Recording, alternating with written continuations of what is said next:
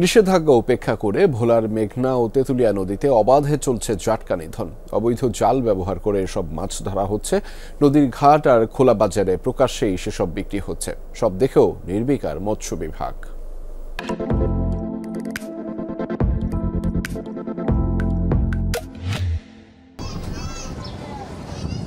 মেঘনা ও তেঁতুলিয়া নদীতে দল বেঁধে ইলিশ শিকার করছেন জেলেরা, কিন্তু বেশিরভাগ জেলেই অবৈধ কারেন্ট ও বেহুন্দি জাল নদীতে ফেলছেন। ভোলায় অবৈধ জালে উঠে আসছে ঝাঁকে ঝাঁকে জাটকা। রাত্রে গেছি, জাটকা মাছ 10 আলি পাইছি, 250 টাকা আলি বেচছি। এখন তো ব্যাগ কই 4-5 আলি পায়, এখন তো বেচা কিনা নর্মাল। জাটকা মাছ ধরে তো দেখা গেছে বেচকিয়া সালপাতা নি কিনকিয়া খাই, আনারা তো মনে করেন সংসার চলবে না। সমিতি বলে, সমিতি আছি, এই জন্য আর কি জাটকা মাছ ধরা। পেটে দেয় আমাকে ধরতে হয়, কিছু করার নাই।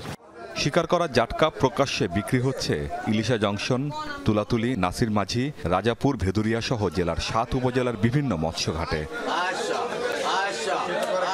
জাটকার গোটলাটা ওটা আপনার 500, 600, 700 টাকা আলি, জাটকাটা 250, 300 টাকা এই ওটা আর কি। জেলেরা তো বড় মাছ পায় না, না থাকার কারণে মনে করেন আমরা টুকিটাকি আইলে গদি ঘর চালাইতে গিয়া, স্টাফ চালাইতে গিয়া আমরা টুকিটাকি কিছু আইলে বেচতেই হয় বাধ্যতামূলক। ঘাট থেকে জাটকা চলে যাচ্ছে পাইকারি আর খুচরা বাজারে। এটা জাটকার বড়টা, মানে জাটকার বড়টা এটা সবাই বলছে যে 11 ইঞ্চি হইব, এই হিসাবে আমার কিনা। আমরা তো এখানে এক বাগান নেই, আপনি হয়তো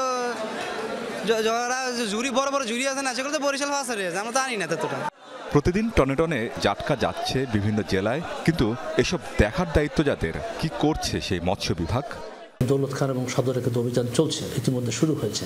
2টা টিম সেখানে অভিযান করছে এবং পাশাপাশি আমরা বাজারে অভিযান করছি, বোরানুদ্দিন এবং লালমোহনে, যেখানে জাটকাটা পাওয়া যাচ্ছে। আমরা সদরেও দেখেছি কিছু কিছু জায়গায় জাটকা তারা আহরণ করার চেষ্টা করছে, সেটা আমরা অভিযানের আওতায় এনেছি এবং আশা করি যে কমিং অপারেশনের মধ্য দিয়ে যে অবৈধ জালটা আছে সেটা আমরা অপসারণ করব। নভেম্বর থেকে জুন মাস পর্যন্ত মেঘনা ও তেঁতুলিয়া নদীতে জাটকা আহরণ, পরিবহন, মজুত ও বাজারজাতকরণের উপর নিষেধাজ্ঞা থাকে। আমিন বাবু, যমুনা নিউজ।